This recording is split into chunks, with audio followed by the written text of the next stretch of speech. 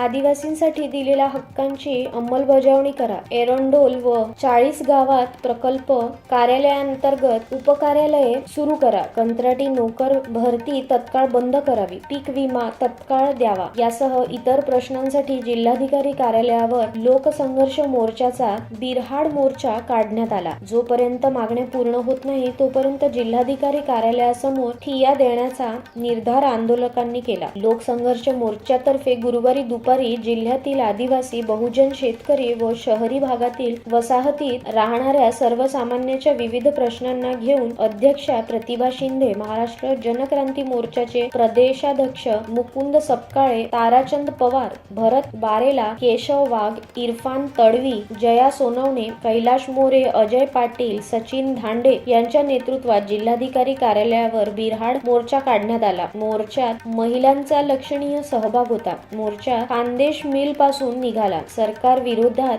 घोषणाबाजीने परिसर दुमदुमला. मोर्चा जिल्हाधिकारी कार्यालयावर धडकल्यानंतर रस्ता वाहतुकीसाठी बंद करण्यात आला. रस्त्यावरच मोर्चेकऱ्यांनी ठिय्या देत शासन प्रशासनाविरोधात जोरदार घोषणाबाजी केली. अध्यक्षा शिंदे यांनी शेतकरी, कष्टकरी, शहरातील मध्यम वर्ग, युवा वर्ग, महिला हे सारे एकीकडे महागाई, बेरोजगारी व आर्थिक समस्यांमुळे त्रस्त असताना दुसरीकडे दलित, आदिवासी, बहुजन, अल्पसंख्याक समाजात द्वेष व तेढ निर्माण करून लोकांना भावनिक मुद्द्यांमध्ये गुंतवून देश मुठभर उद्योगपतींना विकण्याचे षडयंत्र रचले जात असल्याचा आरोप केला.